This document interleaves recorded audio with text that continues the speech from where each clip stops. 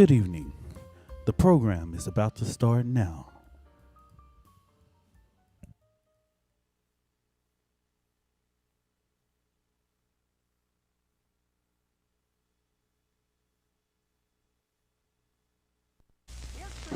In a world where the truth is often filtered through the lens of those in power. But we are concerned about trouble and trying to be responsible, one-sided news stories plaguing our country. The Next Generation Action Network has made a critical investment to shift the narrative. We've built a digital platform designed not just to inform, but to inspire, mobilize, and empower. For too long, mass media has failed our communities, controlled by the same forces that oppress us. That's why NGAN is creating and delivering content directly to the people. No filters, no middlemen, just the raw truth from the front lines of the From live streaming press conferences to broadcasting panels and releasing powerful video content. We're bringing our message straight to the people who need to hear it the most. This platform is more than just a tool. It's how we document history in real time and how we tell our stories with our voices and how we reclaim the narrative. But we can't do this alone. We need your continued support to grow this platform and to keep the movement alive online and in the streets. This is NGAN Digital. This is People Power in Action. Share, subscribe, stay informed, stay engaged. Because this revolution will be televised.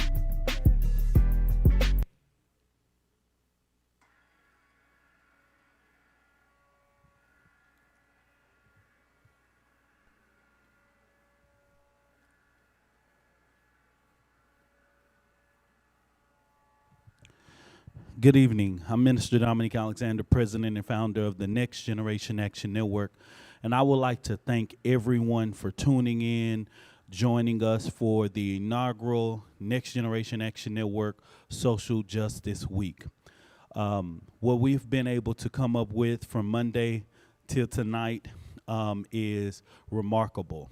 Monday, we had a conversation on democracy and liberation. Tuesday, we had a conversation on the history of policing. And Wednesday, we had a conversation on the history of Dallas ISD. That was a historical night because that was the 50th anniversary of the task force that was created to integrate Dallas ISD schools. Also on Thursday, we had a conversation led by Downwinders on environmental justice. And tonight, we have a conversation partnered with In Defense of Black Lives. I want to thank all of the panelists, all of the people who came and been a part of this. We are here live at John Lewis Social Justice Academy, which is an $80 million brand new facility. I am so grateful. I want to thank the principal here, Ms. Monique Page. I want to thank the entire staff. I want to thank my team of the Next Generation Action Network and know that this will be a conversation that is brought about every year. And tonight, I want to bring out our moderator, Sean Reed, tonight, who will be leading a critical conversation. We're going to bring him to the stage now.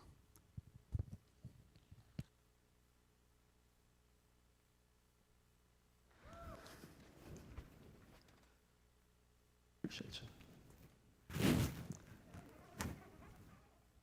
Test, test. How y'all doing out there? Amazing, amazing. Thank y'all for joining online. We are so excited for this amazing conversation. I'm going to bring out our first panelist, Miss Tiara Cooper, also known as T-Pac. Thug Life. Yes. Yeah, you told me that backstage. Why would you say that out loud? Yes. Next we have Mr. Romero. Come on out, the Oak Cliff Ram. Show them your grill, Romero. Yeah. Lastly, we have Miss Hannah, who is the voting lady. Y'all give it up for the voting lady. Excellent, excellent. Are y'all ready for an impactful conversation? Yeah. Oh, hi, Camry. I didn't see you back there. How you doing? Good to see you. All right, let's get started. This is going to be an amazing conversation, and I'm so excited to have this conversation with each of you because we've worked together for the past at least a decade or so for some of you guys, and 5, 6 years for some of the others. So let's kind of get into it. Before we start, I'll ask for each one of you all to just introduce yourself and tell us who you are and where you're entering the space. Good evening. My name is Tiara Cooper, and I am the Executive Director of In Defense of Black Lives. I'm a community organizer primarily focused on mass incarceration, but so many other issues. And I'm just excited to be here on tonight with this amazing panel. My name is Ramiro Luna. I am the co-founder and executive director of Somos Texas. I've been an activist and an advocate for close to 20 years now. And I was actually, it's really meaningful to be here because this is my old middle school. So really happy to be in this crowd for sure. My name is Hannah Kessler. I'm the executive director of the Texas Youth Voter Project. So we deal with voting, hence my nickname, the voting lady. That's how a lot of students affectionately call me, oh, the voting lady. You were in my classroom last year, whatever the case may be. But I am really excited to be here with you all, but also with these panelists who we have really, been in the trenches together, for better, for worse. And so this means a lot to me. So thank you for having me. Y'all give it up for our panelists one more time. And just to introduce myself, because I failed to do so, my name is Sean Reed, and I am the Director of Corporate Social Responsibility with the Dallas Mavs. I manage our social justice and racial equity work, but I'm also, shout out Dallas Mavs, I'm also the CEO and co-founder of Impactful Touch, which is a public affairs, civic empowerment organization, and I have my co-founder in the audience today, so shout out to you for being here. All right, let's dive in deep. All right, so we're here at the John Lewis School, and we know his phrase, the famous phrase, good trouble, necessary trouble. When you think of that phrase, what does it look like to your work right now? And let's not go historically. Let's talk about the work in this current moment, in this current climate. So either one of y'all can start off. I would say, so for me, I understand not wanting to go historically, but I do feel very inspired by history and John Lewis's legacy to when something is not right to speak up and to speak out. And so that is something that I think has been passed on to hopefully all of us and something that we want to impart. I know I specifically work a lot with high school students, and we've seen what they've been up to and how they have been standing up. And so I do think that's a little bit of what it looks like, especially in the lane that I'm in, to see students be empowered to speak up and speak out and to be all the way transparent. I've been in schools where teachers have said things like, well, you wouldn't want these kids to vote anyway. Mm-hmm. So, yeah. Unfortunately, it's more than once I've heard that from teachers when I'm registering their students. Luckily, there's also teachers on the other side of things that are excited that we're there, that want to make sure all the students get the opportunity to register to vote. So you'll see a range. But I've been very inspired by seeing our young people, in the face of threats, really, go ahead and stand up and speak out about things that they're seeing right now. So I can, speak to that. Okay, Romero? Yes, the phrase really speaks to me in the context of like the conundrum of good and trouble, and how you could be in trouble but doing it for the goodness of it. And I say that because as somebody who's been undocumented most of my life, the way that they describe me, or society here in the United States, they used to use the term illegal, And I think that term really messed with my psyche for a very long time, because that term, in a sense, is so deep because it makes you feel that your whole essence is illicit, and your existence is a crime. And I think hearing the term good trouble made me feel like even though society hasn't caught up to my humanity, there's forward thinkers like John Lewis that understood that sometimes humanity and policy are at odd ends. And it takes good trouble for us to show humanity through our actions whenever policy is still not there, And I feel that it is our responsibility to continue on that end of good trouble, especially during this administration whenever we see so many of the communities that are the most vulnerable being attacked and villainized by this nefarious administrative force. And I think it's kind of like going to that ground of saying like our essence is beautiful, our struggle is powerful, and good trouble is how we're going to get to the next stage. Love that. For me, good trouble in this hour, it looks like courage. It looks like the young folks and how they have been uprising and saying, get ICE out. We don't want this, right? Good trouble is resistance. At a time where authoritarianism is at its peak.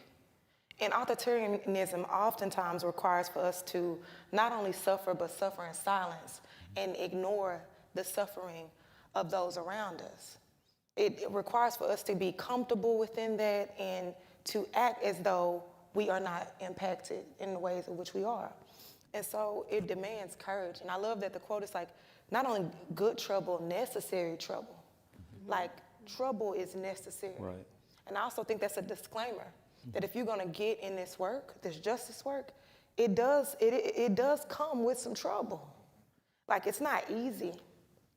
And there are days that it's hard for me to sleep. It's days where I worry for my children. It's days where I don't know I don't know if what I'm doing is worth it. Will it amount to anything? No. But any day is a good day to fight for justice. Any day is a good day to defend your neighbors. Any day is a good day to get in some good trouble. Yeah, love that. Okay, let's dive into where we are geographically in the U.S., the South. I'm sure all of y'all have heard the saying, the South has something to say. So I'm just curious, what is the South saying as it relates to the rights and what's going on currently in our country? We know that from the ballot box to immigration enforcement, we're seeing a lot of reshaping of rights in general across the nation, but specifically in the South. So how would you all describe the current state of social justice and civil rights in the South, or in Texas, or in DFW, or in Oak Cliff? Like, what would you say about that? Yeah, no, I definitely feel what It's the Oak Cliff Ram. What Andre 3000 said definitely still resonates till today. I come from the South through and through, and that means like south of the border, And I come from Mexico. I was fortunate to be raised in Oak Cliff, the south side of Oak Cliff, and I feel 75216 to be exact. And I say that because so much of like the flavor and the culture and like the things that people try to appropriate come from the South, and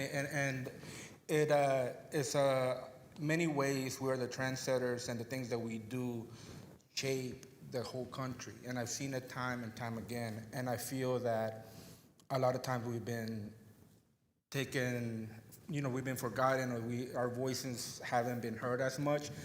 But throughout our struggle, I see us growing in force, growing in the power that we have and the impact that we're making, and knowing that we're never going to be quiet because we have plenty to say, and the words that we're saying are shaping our whole country. Yeah, and we won't roll over. I think, in the South, there's a quote that says, as so goes the South, so goes the nation. Mm-hmm. The South has always been a mirror for the nation. The South was always where the worst of the worst was experimented. This is grounds for experimentation. So slavery was perfected in the South. Mass incarceration perfected in the South. Authoritarianism in so many ways perfected in the South. Jim Crow, the South, all these things in the South, they started in the South. And I think context is so necessary because we also see that to this day, our governor is giving a playbook to the nation. You get what I'm saying? And there are so many ways of which we, from a government stance, are creating a playbook in some sort. But I equally will say that organizers are creating a playbook, that we are creating care networks, that we are creating participatory defense, lines of defense. We are creating so much to keep us safe. Like, we know that it is us who keep us safe. We also know that before Project 2025 was a thing, we were already living in Project 2025. Right. So ICE is no stranger to places like Texas. ICE is no stranger to us. We've always known of ICE. We've always known of state troopers. We've always seen the powers that be. They've always been in front of us. And now it's a little bit more illuminated, I mean, to say the least. But I say that to say, like, these other states and other places, they can lean on the South because we've been here. And we've been here for a while. And with it, though, we have a level of resistance that needs to be tapped into. We have a level of resilience that needs to be tapped into. And as someone who's not only from the South of like Texas, but I'm from South Dallas also, one of the most resilient communities, if I must say. My mama was a hub that's filled with so much rich culture. Some people say it's a little, rough around the edges and whatever you may call it. I am proud to say that I'm a product of my environment in both the worst and the best ways. I love to know that, like, every day I woke up, it was a MLK Boulevard and a Martin Luther King and Harambe festivals and the Fair Park, just all this history all around you at all times, and it's black. There's not many places in Dallas that's that black. And so also that, like, we have a rich culture, a rich history. We come with so much. We've always been creators. We've always been the ones who look out for each other. Like, we keep us safe. When we say who keep us safe, we keep us safe. Like, I can stand 10 toes on that because I know what that looked like. I know what it looked like to ask my neighbor for something. I know what it looked like to be incarcerated and can you braid my hair and I'll give you some stamps. We know what mutuality looked like, so that if it ever came to a point, which it is, where we cannot depend on the state, if they can turn off your food stamp card, and we got people who, let's just be for real, in the hood, Sean, we know, like, people at 12 o'clock waiting on the food stamps to hit on the card because that's the level of hunger that our people are experiencing. So what the South knows about that is that we have to have had things in some kind of place.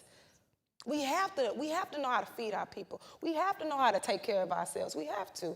So I think the South not only has something to say, but we have something to show. Right. We have something to put on display to others around the country who are just now experiencing these things at the level that we are experiencing them at.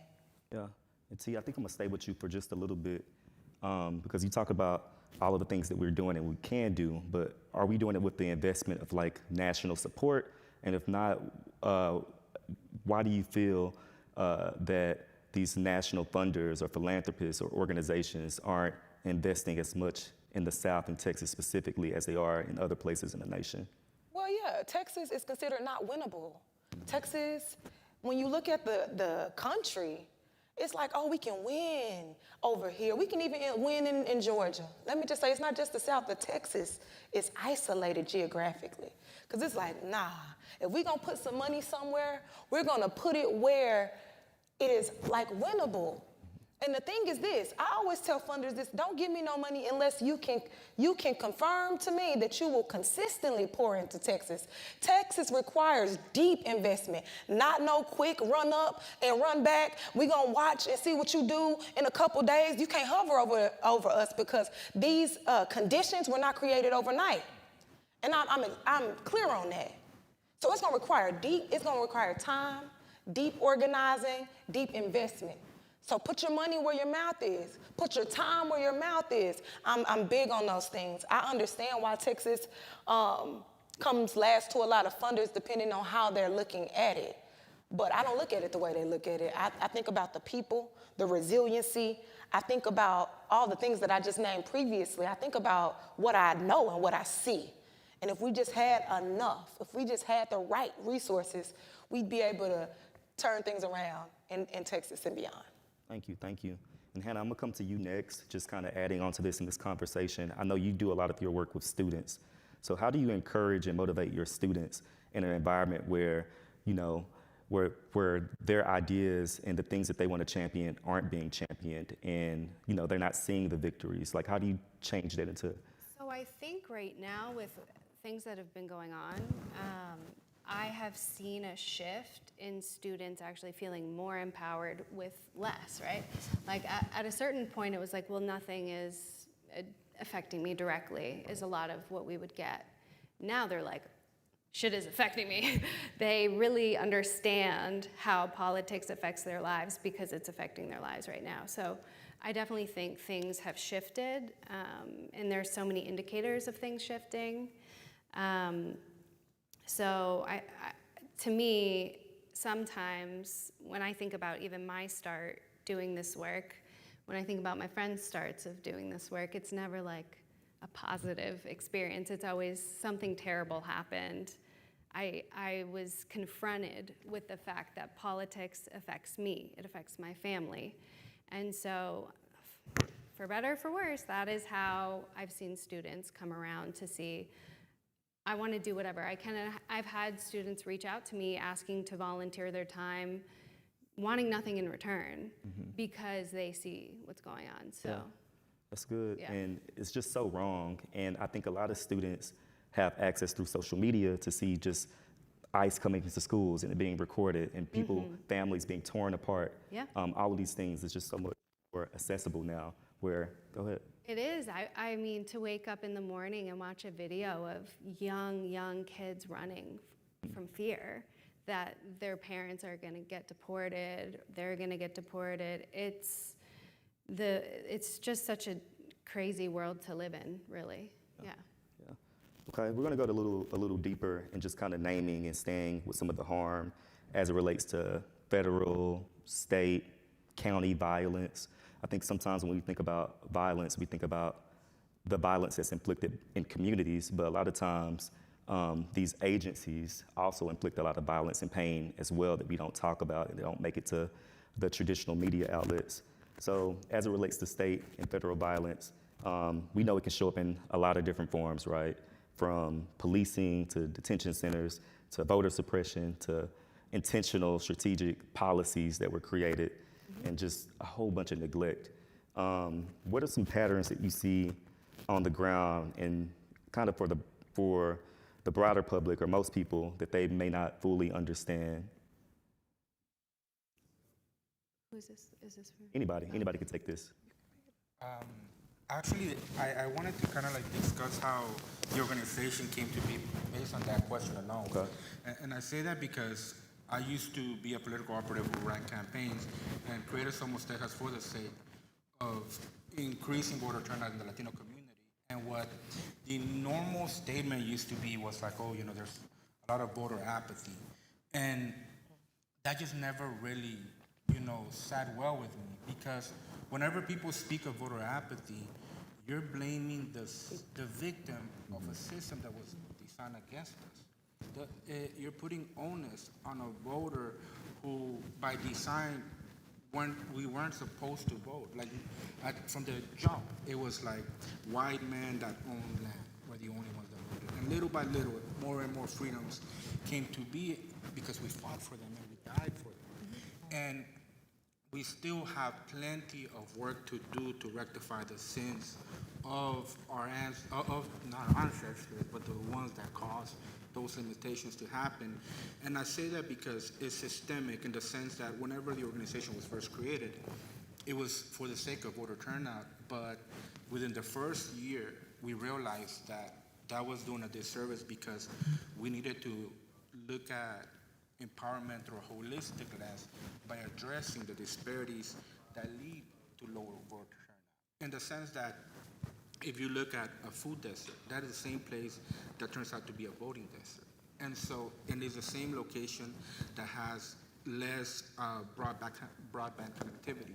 So all these layers have to be first addressed as well in the same conversation tone of being like, oh, you should vote. It's like, well, let's make sure that the systems that be, whether it be the party or elected officials or whatever the case is, invest in the communities that have been neglected for so long. And I think that's really the conscious shift that the organization and the work that we do a lot of time comes to be, is fighting even with our allies to say, no, you need to put investment in our community and give us the same amount of respect that you have neglected for so long, and then place blame on us for not behaving or turning out in the same capacity. And so I think it's putting a lot of love and respect to the communities that have been victimized by a system that was designed against us.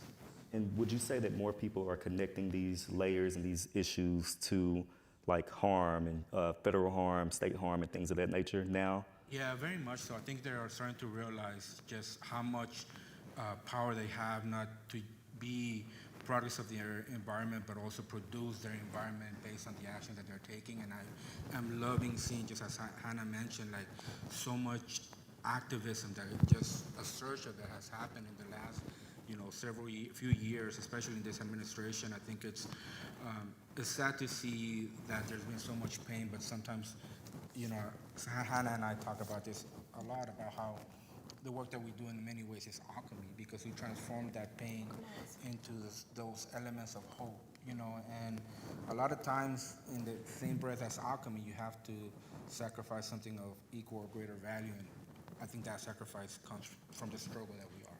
Like, I see my sisters and my brothers here that are doing that hard work. There's many times that I'm not ashamed to say that I've cried myself to sleep because of how painful this work is and how a lot of times discouraged you feel. But then you wake up the next day and you see your partner doing their thing and you find hope in that. And so all that to say is that, it's taking account of what has been done against us and not blaming the victim, but blaming the system so that we can rectify the system, not trying to change the individual. Anything to add before we move on to the next question? Can you clarify what the question was again? I'm sorry. Yeah. We're talking about state and federal violence and just what's going on from federally and how communities are connecting the issues. So I would like to talk a little bit about the SAVE Act, because that is really relevant right now. So the SAVE Act is basically being marketed as, oh, we're going to stop voter fraud. This is great. We're like, nobody wants voter fraud, right? So that sounds really great. At face value, that sounds really great. Until you think about, or you do a little research about voter fraud, which is not statistically relevant. It's 0.0001% of actual votes that are cast. So when you think about, well, if that's not a real statistical problem, then why are we coming up with a solution for something that's not actually a problem? And then you put that in context of, the 1965 Voting Rights Act. Like, why did that have to come to be? And you do a little research on literacy tests. And I actually looked at one just the other day from Alabama. And one of the questions on the literacy test at the time, up until 1965, was how many seeds are in a watermelon? So that would determine if you could vote or not as a person of color. That's objectively insane. So I think when we're talking about these tools of racism, we have to really look at, what is this voter ID law about? If statistically, this is not a real problem, voter fraud. So I just wanted to bring that up about the SAVE Act, not to mention the amount of millions of people who would be disenfranchised because they can't afford to get a $130 passport. So when you really start to look at what these tools are that are being used and marketed very well to people who are not going to do the research, it's frightening, really. So that's why it is so important that people learn American history. We need to make sure, whether it's at home, at school, community centers, people are learning real history, because the blueprint is there. What's going on right now, the blueprint is there. And so the SAVE Act is something they're going to keep trying to pass. They passed in the House, now they're trying to pass in the Senate. And so just keep an eye out on that's going to keep coming around. We've seen it before in other forms. This is all about recognizing patterns.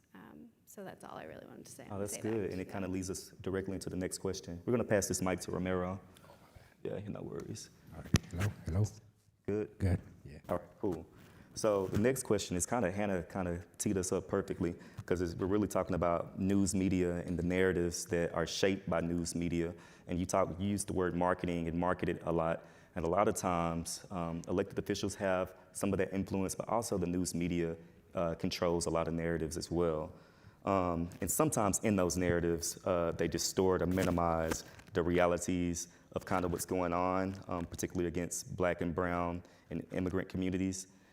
So what do you guys do as organizers and leaders to kind of treat and remedy some of the dis and misinformation from news media? T, you should take it first. I'm sorry, could you repeat? Or Romero, either one of y'all. I can go ahead and take it. Yeah, narratives from news media. Test out this mic. Now that we can hear you, yeah, you got it. Let me repeat the question. Oh, yeah. So we're talking about dominant news media narratives and how they distort and minimize the realities and against Black and brown and immigrant communities. So what role do y'all play as community organizers, community leaders to remedy some of that mis and disinformation? Yeah. Or what strategies can we play? One, I'm an alarmist. I just think I need to just name it at the gate. I am an alarmist, meaning I'm always like, hey, this thing is happening. It's it's fake news. So I just reverse what they be doing. They call everything fake news when it's truth, and it's just being able to call those things out. It's important to cultivate a spirit of truth telling and be a truth teller. And so for me, it's just like I move in that same spirit in anything and everything that I do. Also, it's just like important to defend dissent at a time like this where they're snatching up journalists and locking them up for telling the truth. Like, we say truth to power, but truth to power costs.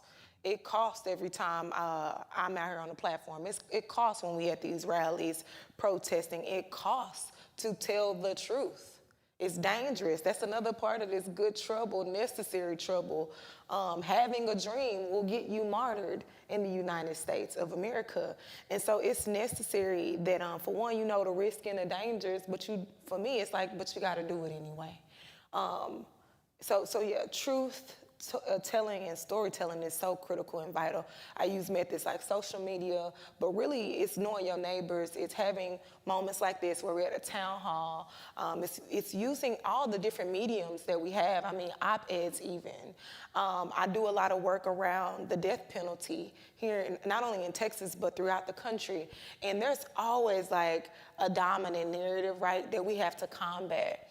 And humanize. Like, I think the media is a great tool to humanize ourselves and humanize others. Like, the media is always going to make everything sound, the wrong kind of media, are going to try to make things sound way worse than what they really are going to try to dehumanize every individual.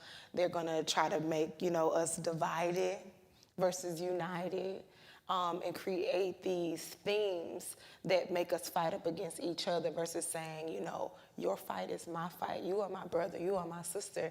And so that's part of the work. A huge part of the work is going out, especially now. For example, with everything that's going on with immigration, you get a lot of Black people saying, that ain't our fight.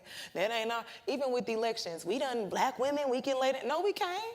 We can't lay down. We can't take no nap. We can't. We can't afford to do that. Because the reality is this, even if that were true, which it is not, because immigration is a Black issue. Right. Immigration is a Black issue also. And so it's necessary, for one, that we know that immigration throughout the diaspora is there, it's present. We got people coming from all over. And then, so that myth needs to be dispelled. But then— We'll talk about that next. We're going to get into narrative. that conversation as well. Narrative and in general, I just think it's critical that we have these narratives, like I said, dispelled on site, because it's like, no, that is false. This is not just a them thing. This is a us thing. I've heard that so many times of different people who said, you know, I did my part by voting, and now this is not my issue to fight. But we'll dive into that in our next question. So same Okay. question about media. And also I wanted to ask y'all, who are some trusted media sources or outlets or folks in the news that you guys follow, trusted figures? And T, you can come back and answer that when they get done as well. For me, the story of self had been such a powerful weapon to advocate for our people, especially because, again, just from how they villainize our identity and how they use this term that's derogatory to describe our presence. And it's not on, and whenever you think about the power and where it comes from this oligarchy, and they're the ones that control the media. And whenever I think about how are we going to overcome that, is to me the only way to defeat the oligarchy is through community. And community, we know the real from the fake. Like if we talk to enough of our people, we know that the stuff that they're trying to feed us is complete crap. It's a facade. Yeah, They the made it fact, up. right? Like the fact that they're making diversity, equity, and inclusion like a bad word. Like we can no longer, you know, even for a nonprofit, we had to start changing though. And I was like, what the hell? Like, how is diversity, equity, and inclusion something not to be proud of? Right. And when the ceasefire also become a bad word, like we started talking about ceasefire through our nonprofit and the hate that we got in return, and I was like, you mean to say that we want to stop the fire in Palestine and a free Palestine, and that is something to be seen as a negative? And that's whenever you realize whatever they're feeding us is not the truth, and the only ones that are going to be able, or the best way to combat that is through our community and by sharing our stories. And that's how we build power from generations ago, you know, by us being able to share our story, to be able to find hope and truth within community. For me, it's been very difficult to try to find like a reliable source. Typically, I look for like outside entities, Al Jazeera, BBC, the ones that are able to see it from a outside perspective, because a lot of times what I hear is just a lot of rhetoric running through the rumor mill. And you know, even from our side, people aren't as vocal as being bold in their messaging, and I don't. That's something that I don't subscribe to. You know, I want to make sure that we know that we can be bold with what we want and not have to follow the line of the media to say this is the, Right. you know, follow marching orders per se. Yeah. I think that people power is definitely more powerful than media power any day. And we can't lose the plot and narrative of having in-person conversations with people about what's going on. And when we hear things that are wrong, we got to correct it right then and there, because that's how the telephone game happens, and it just continues to spread. So I think you're 100% right. And did you have a person that you go to for your trusted news, Romero? Who? You said can't trust nobody, huh? Got it. I trust my neighbors, you know. Like All right, Hannah, did you want to add anything? Yeah, I wanted to talk a little bit about Reverend Jesse Jackson, the I Am Somebody, and I think we need more of that. I think we need to be bold in our humanity, all of us.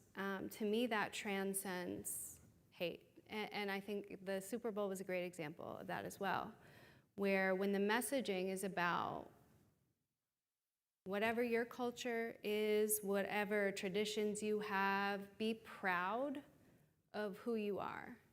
To me, that is very powerful. Being empowered is powerful. And so I think that was a really good example. And it was kind of crazy to see people that are politically all over the spectrum go, I loved it, you know, and that's also how powerful joy can be. And so to me, that was really a good highlight of what we need more of. I think we need more pride in our histories, in our cultures, and being able to showcase that and also have our joy be showcased. I think that's super important, and our humanity. And I think that is ultimately what connects us in this world we've been living in with algorithms that push out more of whatever you're doing. We need more of the things that connect us. And so to me, that's something I've really taken with me recently.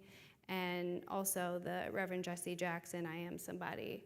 I think, Tiara, I've seen you do a lot of that, that type of call and response. Call and response. And I feel like it really has always given me chills when I'm there in the room, and so I really appreciate that, and I think we need more of it. Yeah. I'll also just add what we're doing right now. Like what Minister Dominique Alexander is creating and cultivating for us, by us. You know what I'm saying? This is streamed right now. It's critical that we build our own platforms. It's critical that I ain't talking about Cam Newton, none of that, you know, but some podcasts are extremely helpful. There's several of them that I, you know, tune into regularly to get information about what's going on in the country. Right. I'm gonna shout out one of my friends, Miss Tashara Parker, who's a great storyteller and news reporter here in the DFW and North Texas area.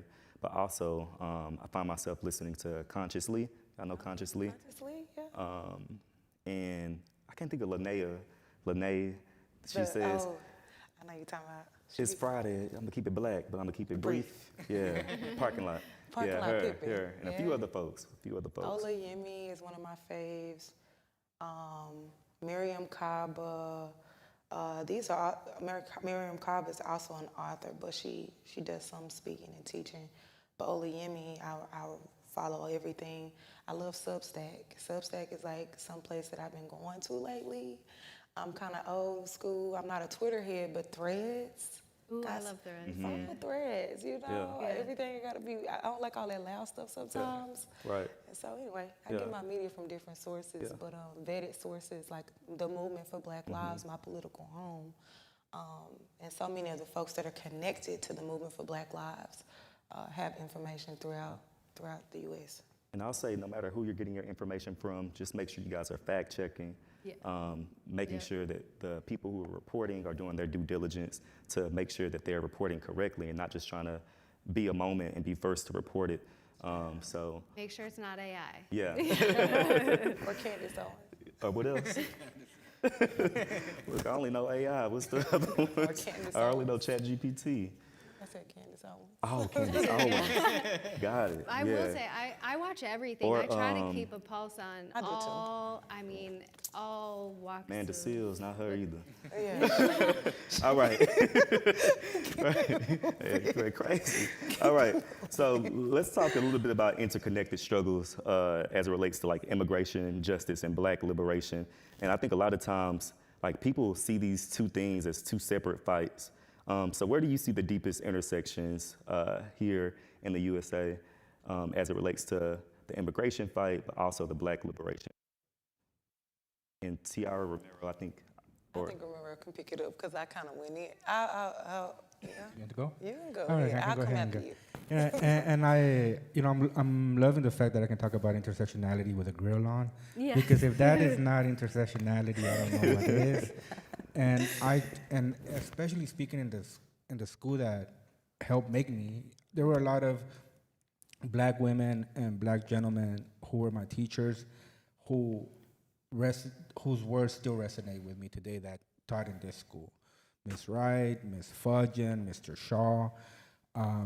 And I feel that growing up in this neighborhood, I'm so proud of it because the humanity and the culture and the vibes that I was able to adopt as my own allowed me to realize that all these divides are just man-made. If we were to, really appreciate each other and understand like how even in our history, the Black and brown history is intertwined from the jump. I mean, even from pre-colonization to post, to the way that Mexico embraced the Black community in the sense that, I don't know if many of us know this, but the second president of the United States, the very second president of the United States, was a Black man. His name was Guerrero, meaning, and that name means warrior. There's a town in Mexico called Guerrero after the community, and that town celebrates Juneteenth. And I say that because whenever I look back at our history, so rich in growth that happened through mutual respect.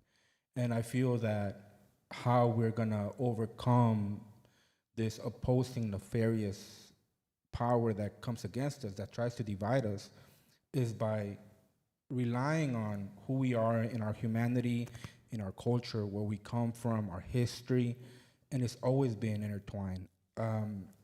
Most of the things that we consider Mexican are not really, they're from Africa. Like if I think about, for example, Jamaica and horchata, which is like our drinks. Like if you ever go to a place to get, tacos, they're gonna ask you, you want Jamaica or horchata? Those are two drinks from Africa, and so many things that we think came from a unique culture, it really was a combination from the jump. And I think now we're just continuing that legacy. And the only way that we will continue it is by our unity. You just taught me something. I had no idea. I just had that drink last night from El Polo Regio. Yeah. So Pollo Regio, that's from my hometown. That's it. That's it. All right, T. I can go on in this area for a bit because growing up, I felt so connected to the Latino culture. Growing up in South Dallas, but I also was raised a bit in Pleasant Grove, and like, we all one, you know what I'm saying? We have a common struggle, we have common joy. I love Selena, I got a mean washing machine on me, and so with that though, I grew up around that culture, their culture, our culture. I can recall though, when things got serious for me, when I began to really see the common themes, would be like when I first began canvassing, had to been in 2017, 2018, somewhere around there. I was canvassing with a young lady who ended up becoming one of my best friends. Her name is Adriana. Adriana, if you're watching, girl, hey. This is for you. Adriana would take me to my, not my court dates, but probation, parole. I had to get my papers signed on. And she would take me there while I was still on my papers. Around that same time, her husband was deported. He was sent to Juarez, Mexico. And I remember when we would canvass, I would ride in her car, we would go knock our doors together, talk the whole time, and we would cry. She would cry all the time because she was fighting to get her husband back. And it was almost like we walked through that process together. Like I'm figuring out my freedom, my liberation, because I'm formerly incarcerated, but you're fighting to get your husband back home. Your child's father back home, and that struggle that was there. And I also had a baby daddy who was locked up. And so it was just like, we dealing with the same system. Like it might be called immigration, and this one might be called the correctional facility, but it's very similar what we're struggling through. And like I said, we will pray together, cry together. She taught me how to read the Bible. Very impactful woman in my life. And I just saw it up close. Something about proximity illuminated those things for me. I think when folks are distant, you can't see the intersections as clearly. Right. And it feels almost like they're two different systems when they are not. ICE is an extension of policing as we know it. It's a part of the police state that we know it. And that's part of my friction, is that so many people are grasping ICE. It's like, ICE is bad. ICE is bad. ICE is killing people in the street. Police been killing people in the street. Mm-hmm. Police been killing us every day, and they're one and the same. So that's not me trying to divide the fight and the struggle against ICE, because we very well need to abolish ICE, and police need to be brought in too, so we can have a real crucial conversation about the police state of which we have been on, the level of oppression that we have been on. They've been had their foot on our neck. And that needs to be named and articulated, because for some reason this division that folks are trying to, like, cognitive dissonance is at its peak. Like, I can see ICE, but I can't see the police. Like, something about that don't sit with me well. And being, like I said, in that experience that I went through with her, that she went through with me, we became family. We became family. And that reminds me of the words of Cesar Chavez and the struggle that he had around the labor movement. The people united will never be defeated.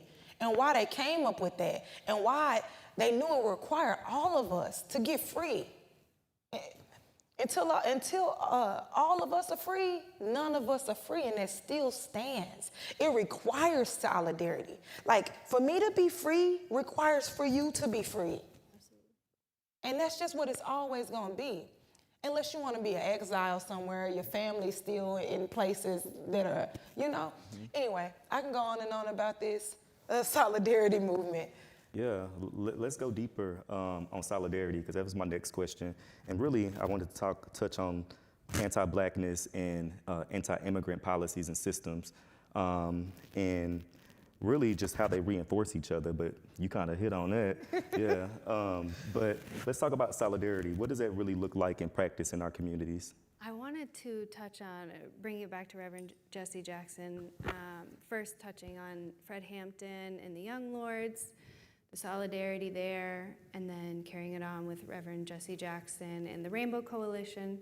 That is something that when we look at the blueprint that I keep talking about patterns, and having a blueprint to work with, anytime we've really accomplished anything has been when all of these people come together from different backgrounds and in understanding that all of our liberation is tied together. And so I do think working from that structure, it's funny, we planned this party at the polls that we're gonna have tomorrow, so everybody's invited to party with us.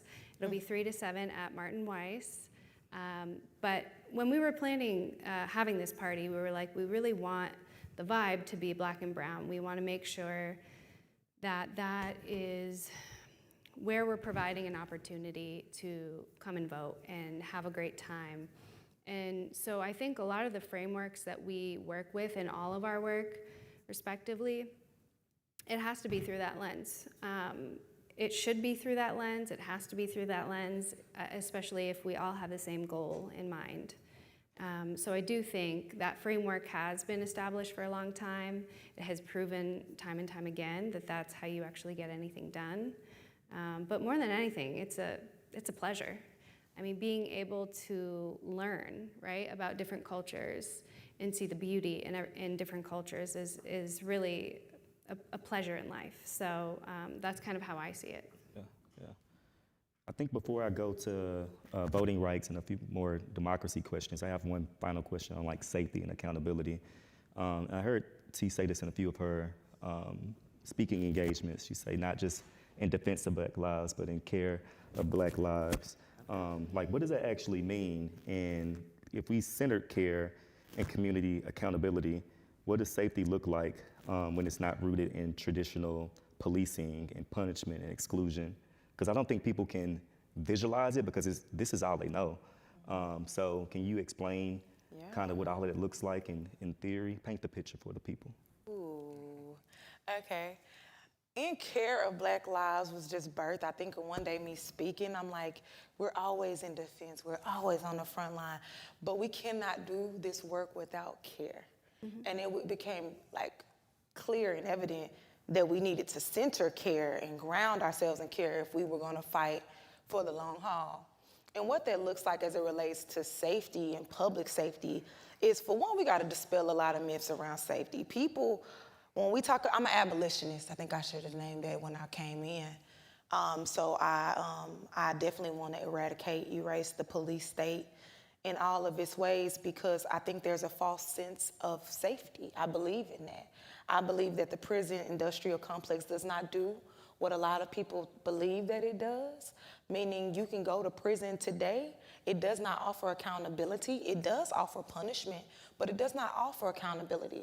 And abolitionists are not like, oh, we just want to burn it down, tear it down, and there's no accountability. No, we're actually acknowledging that there is no accountability. So we need to do the work to create those things. I'm framing this conversation around abolition because you can't get to the care without knowing the model and the framework around abolition. When we talk about public safety, it requires us to acknowledge if we're already safe. It requires us to acknowledge that, for one, police respond to crime. They don't prevent crime. They don't prevent crime. We prevent crime. the work that we do prevents crime. Right. Meals, feeding people needs, prevents crime. Meeting people's everyday needs prevents crime. I don't only know these things in theory, but in practice. When I was locked up, I would listen to a lot of women's stories. And a lot of them, not all of them, were rooted in lack of resource or lack of mental health care. If you deal with those two things, you will have barely a handful of people in those prisons, in those jails. So that's the thing. You see a criminalization on poverty, a criminalization on mental health. And so when I think of care, it's those things. It's let's provide the meals. Let's provide the things that got YNs going crazy. Let's do the things that we need to do to make sure our people are good. Good paying and jobs. Then give them the stimulus check again. Give them something, right? It's like fuel the economy. When folks feel safe when their needs are met. And that is inclusive of mental health care. I believe if we work from there, we have a far less amount of people, as far as like from a jail population stance, within our jails and within our prisons, or even just getting into trouble. Care. That's what care is. We're not only in defense of Black lives, but we are in care of Black lives. And I felt the need to put that in our blueprint and who we are, because not only is that for other people, but that's for me also. I got a little selfish with that. Like, we gotta care for us, we gotta water us, we gotta fuel us. We gotta take care of us, period. And I care for them.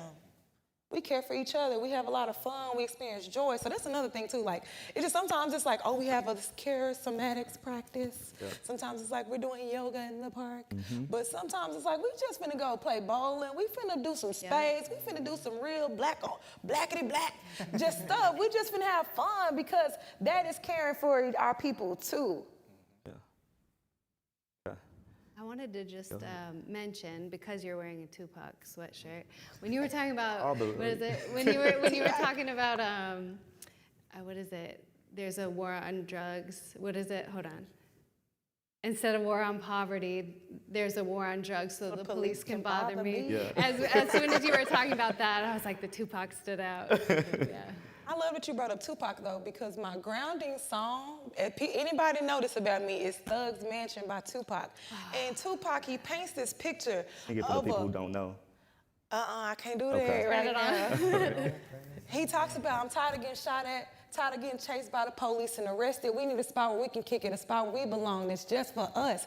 And that takes me to a place where I can imagine and envision a world without police. I can imagine and envision a world where we are safe, where we ain't got people bothering us. It smell like weed and ain't nobody messing with us. I know what it smell like. I know what it look like. I know what it feel like. It's in my body. That's what liberation and care feels like for me. Like, it's not this concept that people always, no, you got to weaken the carceral state to get there. It's not going to be an overnight thing, but it requires care. And I don't think people want to care for one another. That's the deeper question. Yeah, I think you're right. And speaking of Tupac, and this is way off, Tupac, my bad, T. Speaking of Tupac, I just feel like, why aren't there influencers and artists? You know, we had Tupac, but we had also Michael Jackson. I love Michael Jackson. He always had, you know, his messages within his music about what was going on within the world. So why are we not seeing more people in today's hip-hop culture or music culture addressing social issues? What do you think? Tupac's and the one mom. who is, she did it the wrong way. I ain't gonna talk about her. I just got upset. I just got upset. I almost took me there. Tupac's mom was a Black Panther, and I think that definitely informed the way he thought, the way his lyrics hit people. Yeah. But I mean, I think we have a Kendrick Lamar. Yeah, I was gonna say Bunny, Kendrick couple. Lamar. Yeah, even a Bad Bunny. You gotta look up the lyrics if you only speak English. But I do think even like a J. Cole. But I would say Tupac is Tupac because, I mean, a poet, a politician, all the things in one. So Can't be compared to this Yeah, generation. Got it. it's hard to compare. Yeah, got it. Okay, Hannah, I'm gonna come back to you and we're gonna switch lanes as we close up a few other questions about voting rights and democracy. And Hannah or Romero, actually, before we get to this question, we just talked a lot about ICE and federal state violence as it relates to policing. How are y'all using this moment? Because y'all work directly with students, right? How are you using this moment that has been created to fuel them to the ballot box and make sure that they're, not only protesting and walking out, but those who are eligible to vote are getting excited about voting and encouraging their friends and peers to vote as well? What does that look like for y'all? For me, it goes into shifting the consciousness beyond seeing this pain point as a moment, but realizing the momentum that needs to be created to overcome and change the whole structure. And I say that because, God willing, in a few years, there will be no longer Trump, but the injustice is going to remain. Be no longer what? Trump is no longer going to be in office. Yeah. God willing, like that's where we're pushing for, or that's what could happen. And injustice is not going to eradicate. There's still going to be need for people to continue to fight for whatever the power that be. The need for us to show our humanity in such a bold way to push forward for immigration reform. I like I said, I started this fight right after high school. Right after high school, I realized that I didn't have the same opportunities to go to college. I couldn't get a license. I couldn't get a job. And I remember we were trying to fight for the DREAM Act, and it took us years to receive deferred action. And deferred action is just a Band-Aid. Through deferred action, I'm still not able to vote. I'm still not able to do a lot of things that make me equal to everyone else. And I say that because the stoppage of ICE is part of a victory, but it's not the solution. Comprehensive immigration reform and all these other elements that Tierra was speaking of as well, like defunding the police, all these other elements are part of that. And I say that because we need to use these pain points as a guiding tool to teach our students how to fight not only for this current injustice, but how to be a steward of justice, how to make sure that, whether today is immigration, tomorrow is women's rights, the next day is LGBTQ rights. Mm-hmm. It's always using your voice for the sake of justice and using this moment to create a momentum that will lead us to a movement. Yeah, I think Hannah said that earlier when we talked about how people enter the space, and a lot of times it's through troubles and it's through just their realities and them saying something's wrong, I want to do something about it. Yeah. I know you spoke on this earlier. You have anything else to add? I would just add access. Access is everything with everything. I know, especially with voting. But a lot of it is also the voter education piece. A lot of people would vote if they knew the first thing about where do I go, what day, what time can I go. So being able to follow up with people in that way is really important. But also making sure that people know what their rights are. People know, actually we went to a school not too long ago and someone didn't think that, it was a young black girl, she didn't think that she could vote because she was black. And so that was shocking, right? But people, unless like at home, let's say their parents are like big voting people, a lot of people have just no access to voting. So, and this happens not even just with young people, people in the community, people that might have had a felony at some point but are off of papers might not know that they could have their voting rights reinstated. So a lot of it is just the educational piece. So if anybody's looking to get involved, you can always register voters. You can always help with voter education because there is a huge gap between people in the polls. And so that is the biggest thing I think is access to voter registration, access to voter education in my lane, yeah. I'd also just add like this sentiment of powerlessness. When I was with Hannah at the schools, you just see it, you hear it a lot in the conversation. It's a lot of myths that needs to be dispelled. That like, yeah, ain't they controlling the machines and that, you know, all these theories that are out there, right? And the young folks, they're like, yeah, why would I? But some of it is like very valid. Some of their questions and concerns are extremely valid. And I think they are educated. Like the voter base, the young voter base, they know what they want.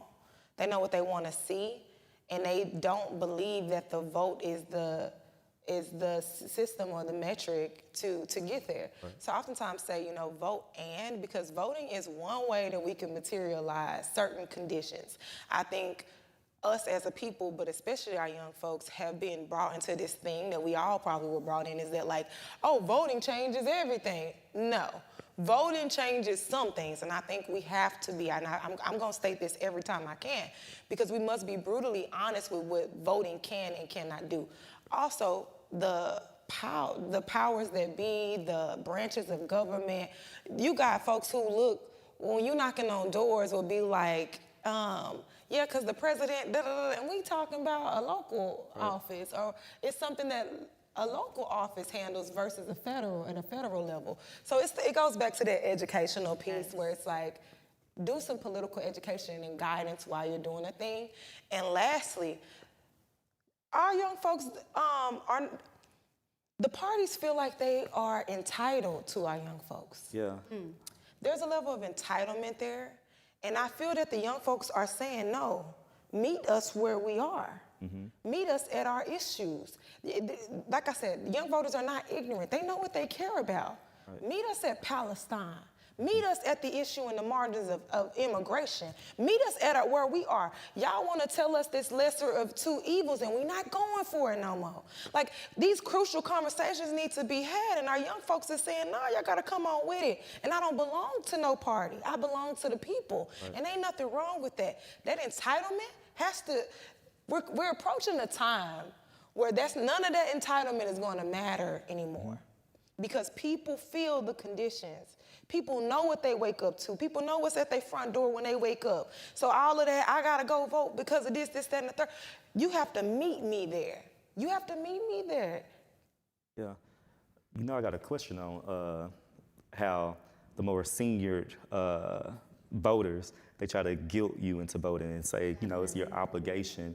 And they really don't uplift, you know, the issues that the people want to hear as it relates to voting. But before I get there, Hannah, I'm gonna come back to you because I read this on y'all's website, the Texas Youth Voter Project. It talked about making voting a celebration, which I was like, it definitely should be.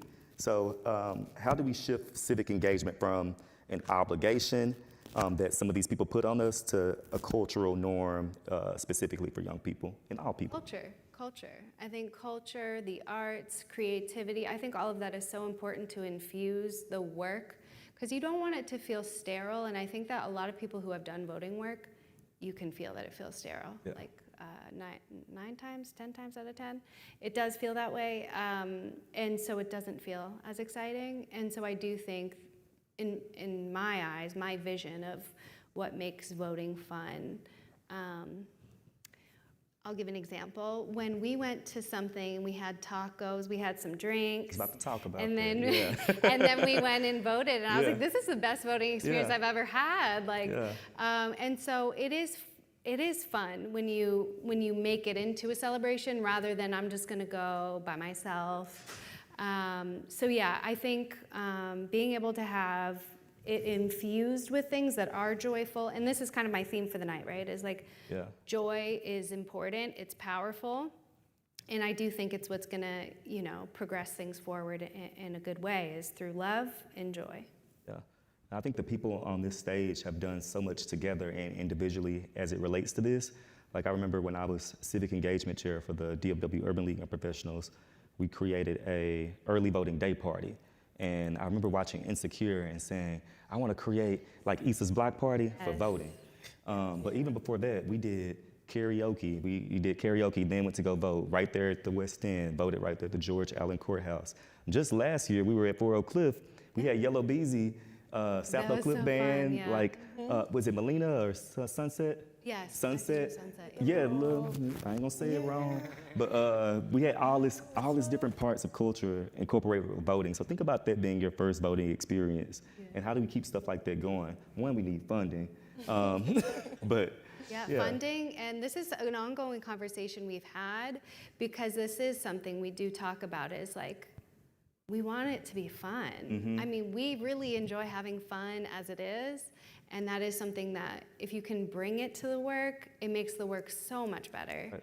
So we've been talking about, right now it's the primaries, right? So we have this thing tomorrow that I'm so excited for, and it will be a cultural experience as well. And so, you know, there will be good free food. You're gonna have free produce. You're gonna have free Williams chicken. And we're gonna have music, dancing. And so it is something that I think we should celebrate every time we vote. So we've been talking already about, okay, well, for midterms, this will be a great, you know, version that we're gonna do now, but we're gonna do it even bigger for the midterm. So just to keep planning around that, I think is really great. Yeah. Romero, have anything to add? Just want to make sure. No, just come through. We're gonna have the Dallas Lowriders. We're gonna have all kinds of stuff coming through. Yeah, and it is that, you know, it's like we mentioned, like voting wasn't created with us in mind, so we have to. It's up to us to infuse it with our culture. And you know, with us, we vote with sazon. You know, we have to have some seasoning, some music, and that's how it is. I think. That's how we're gonna change up the game. Like sooner than later, people are gonna come out to vote, and they're gonna be like, "Man, where's the party at?" You know. And I think where's the party at? Exactly. And that's how it is gonna be tomorrow. I think that's how we reach people that we haven't historically reached. Yes. So yeah, let's keep doing it. I look forward to the one in October. And to all the artists out there, y'all got to stop charging us so much to come out to these things. You know, this is a good thing. You put it on your taxes. You know, do good for the community. You shouldn't charge us $15,000 to do a community event like this. So I'm with you. Yeah. Yeah. All right. I'm just saying, you know who you are. You know who you are. All right. Just a couple more questions, and then we're going to wrap it up. Look at CNZ in the crowd. I see CNZ. Look, we going real quick, because we talked about, okay, how do we build bridges between some of the seasoned organizers, like Ramiro, you said 20 years in the game, Right? and some of us who just got 10. Fresh out of high school. Fresh out of high school, and with some of the younger people who may have, you know, 3 or less or a few months. I think a lot of times, and I don't want to, you know, say the wrong thing, but a lot of times some of the older people, not you, but some of the older people who've been doing this a long time, they don't create space for the younger generations to get in, get their feet wet. But not only that, like lead, I think sometimes they give you the role of, I want you to post this on social media or make the flyer, but young people can actually lead and see it from start to finish. So how do you build, bridge that gap and build community within the different generations? As the old one in the crowd. No, honestly, I'm very deliberate in how I think of the younger generation, especially because coming up in this space, I remember how difficult it was for me to be noticed, to be taken seriously. There were so many of my elders who just kind of pushed me to the side, and I never wanted to continue that type of trajectory. And I feel that one of the biggest lessons that I've learned over the last few years has been grace. I think grace is such an important word to have, like grace within your colleagues, grace internally, because we're going against a system. And whenever we go against the system, it's sometimes gonna be messy. It's not always gonna be the way that you envision it. And if you give grace and you allow the leaders to lead, they create things that are beyond my expectations in many ways. And so I feel that definitely allowing, I used to be very upset back in the day because I used to think, oh, people like that I have an opinion until it's different than theirs. Mm-hmm. And I feel that I've realized that, yes, allowing different opinions and different groups to continue to move autonomously without us trying to say you have to do it this way or that way, because their lived experience is much different than ours, and it is a reflection of how they're fighting for their struggle and their liberties based on what they've experienced. So Yeah, and let me add this. I'll just use what they say, moderator's privilege, because this came to me as you were talking. I think that sometimes some of the more seasoned organizers, they have some unfortunate insecurities, and they feel like that their work can be overridden or replaced. And there's no space for insecurity, like in this community, in this civic electoral work. Like if you've been in the game for 20, 30 years, if somebody came in, there's no way that this person is going to overdo everything that you did in 1 year, and your legacy is going to be erased. And if anything is going to be built on that, like it's going to be a continuation of what the legacy that you started. And I think a lot of people, unfortunately, feel threatened by young people. So I don't know. That's something they got to take up with themselves and professionals and the one above, but I just wanted to name that as well. I think too, there's really an ecosystem, a beautiful ecosystem that we have in this civic space and just this organizing space where we all really bring different things to the table. And so if you think through that lens and you can really see how to connect the different pieces that we're bringing to the table, we're able to have a lot more impact. And so I think that's been a really great way that I know a lot of us see things in that way, so that you don't have the ego situations going on, and including with the young people who are coming up, they can do the TikToks because they know how to make them. I'm a millennial, I don't know what I'm doing. So it is nice when they are bringing things to the table that, skills that I don't have. It's a natural skill set. And it's very valuable.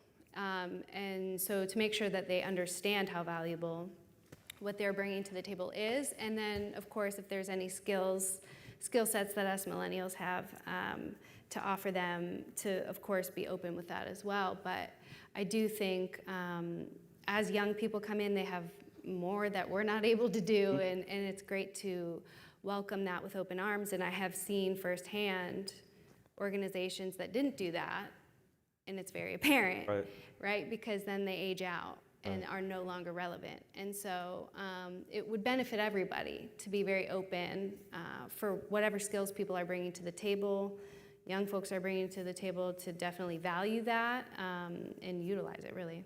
Yeah. I would just bring it back to basic organizing principles. Like as an organizer, you are taught to have one-to-ones, and within those one-to-ones, identify self-interest. And when you give roles, they should be connected to that said individual's self-interest.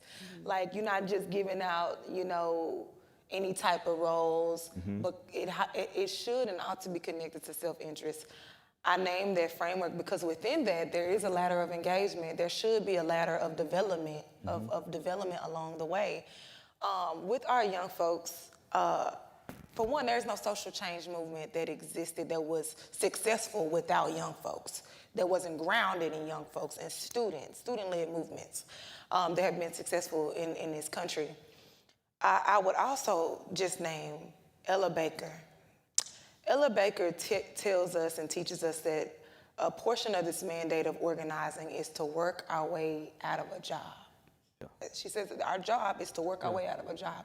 And if we do our job well enough, organizing young folks, if we do our job well enough, abolishing the death penalty, there will be nothing to organize. So we ought to be seeing ourselves every day getting closer and closer to working our ways out of job. And if you had that theory of change in mind and in heart, you wouldn't be so married to some of those things that you were naming. People feel threatened. I don't understand why. Young folks, they have always expanded me. They trust me. They had me like, dang, I was that limited in my belief. I'm thinking that linear, that black and white, I'm getting old. Like, I got them freaking out. They're like, yeah, we actually have I'm like, no, it has to look like this. Or, especially when it comes to power dynamics, they're like, no, we have a flat leadership in this coalition. I'm like, what does that look like in practice? And and there's roles, but they look different. And the landscape is flat versus a hierarchy. And I'm like, I'm learning so much in real time that from the young folks. Because they're figuring out how to deal with our shit. things that were handed to us, the way we've dealt with things, they figured it out. And so we need to follow the young folks, pour into the young folks, and invest in them. And when I say invest, I mean invest. I would also say, disclaimer, not all young folks got the best motives nor intentions. So that's people. Right. That's just people. Young folks is in that too.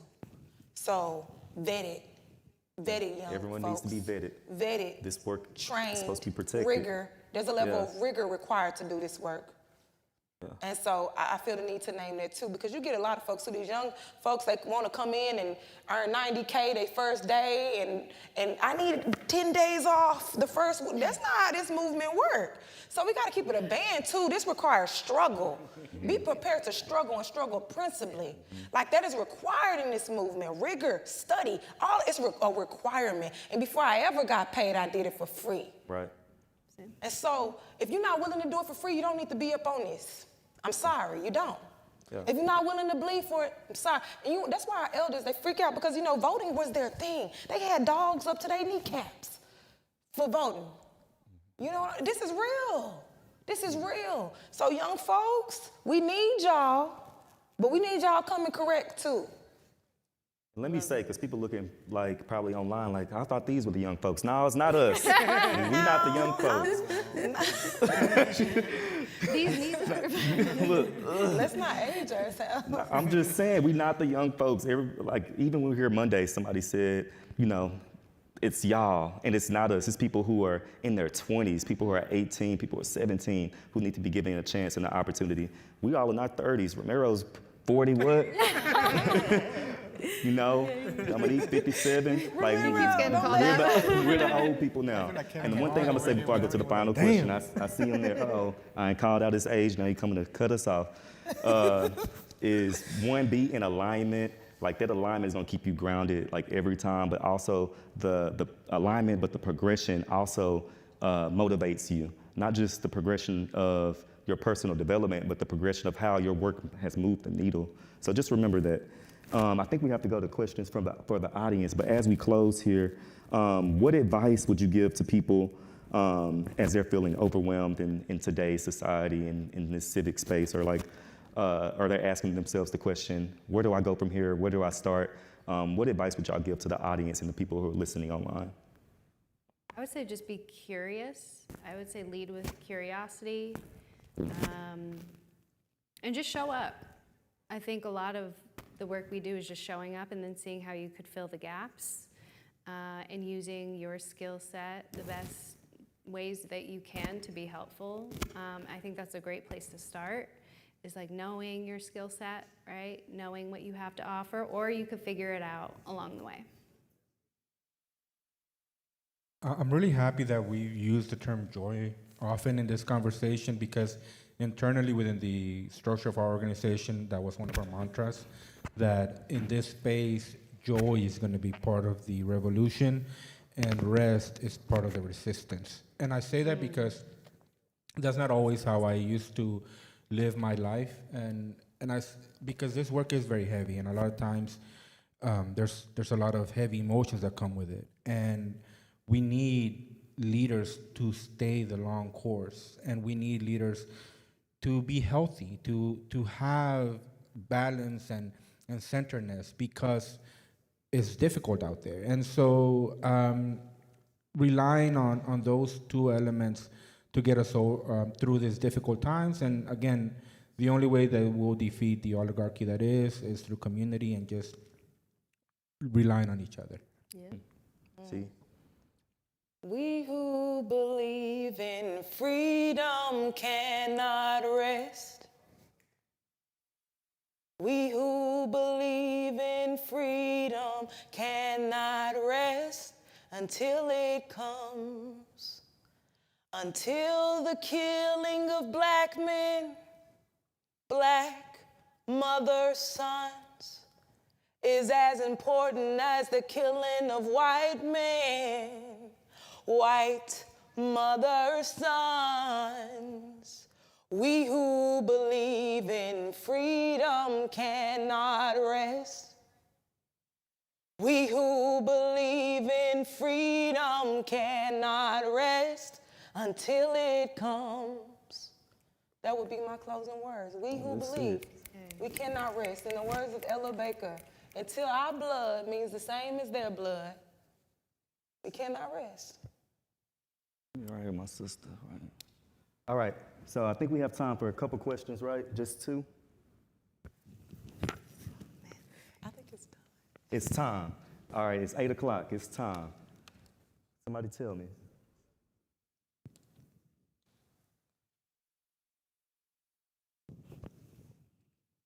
Yancy had a question? Who's the question? This young brother got a question in the back, too, with the orange. He said, The youth, right? Give it that's to the my youth. nephew. Oh, That's how you lead, Yancy. My question is, how kids my age can like stand up for the community and like help Black lives? Yeah, that's a good question. I want to give a little clap for that. Hey! You just did it. You just did it. This is exactly how you get involved. That was beautiful. Just keep showing up, keep asking questions, and keep standing up, speaking out. Keep leaning into the arts, Kason. Keep, using different methods, not just speaking out, singing, praying, all these different things that you already do. It already lives in you, Kason, and, showing up, study. I'll just say your voice is your power. Don't ever let anyone silence you. If you have something to say, say it. Listen to your inner self. If something feels wrong and something's boiling in the inside, that's your conscience. That's your connectivity saying that it's time for me to say something. So just stay connected to that, and you never want to leave a space saying that I wish I would have said this. So speak up when you have that feeling.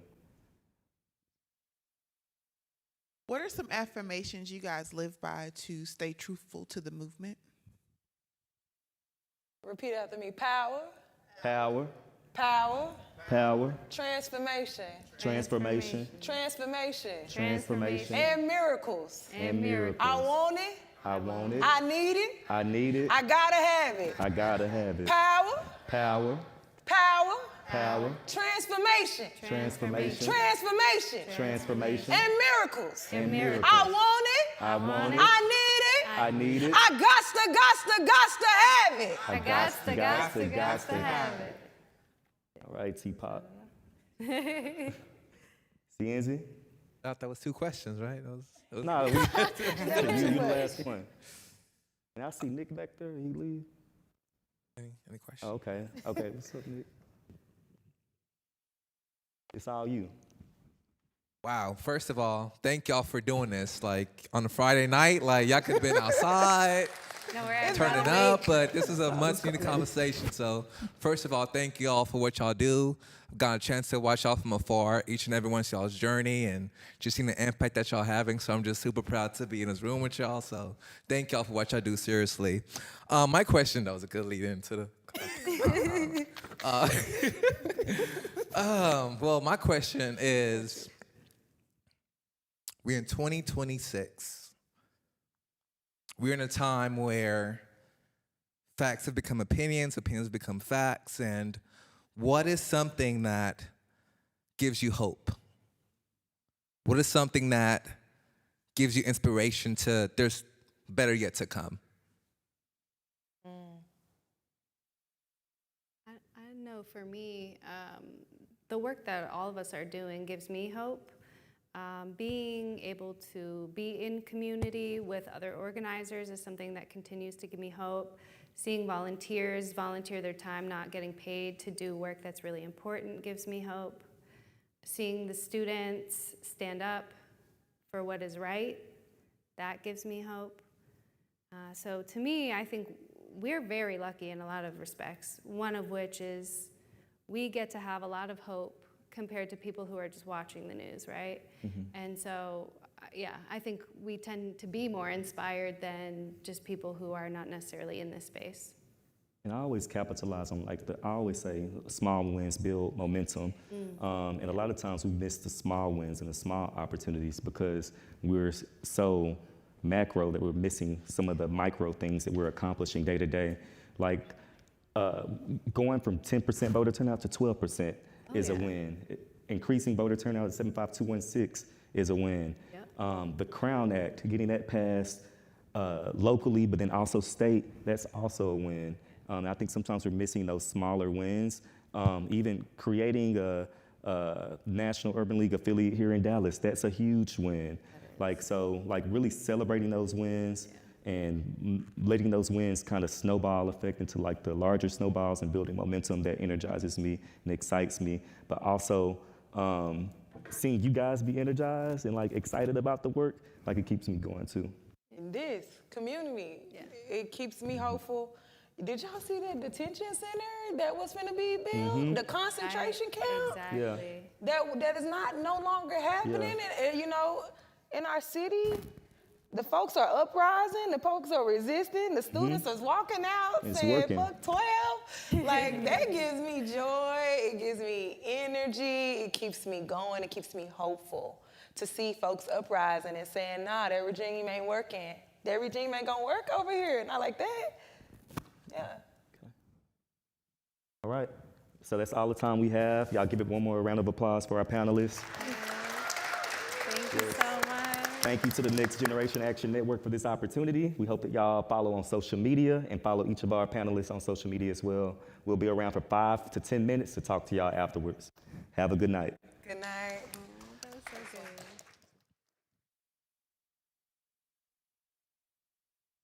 Thank you for everyone who has tuned into the Next Generation Action Network Social Justice Week. This has been a week about making sure that our community is informed, organized, and educated on how to be able to make real community impact. I want to thank all of the individual organizations, all of the partners, all of the people who came and attended. I want to thank the Next Generation Action Network staff who put this on.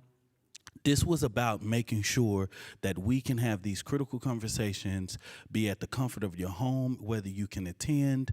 And I'm so grateful that the Next Generation Action Network has been in a position to be able to do this type of level of production.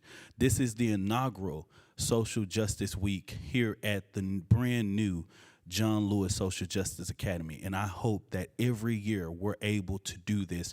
And I want to thank all of the staff and the principal of this great school. I want to thank Dallas ISD for this great facility and critical investment into our community. Good night. See you next year.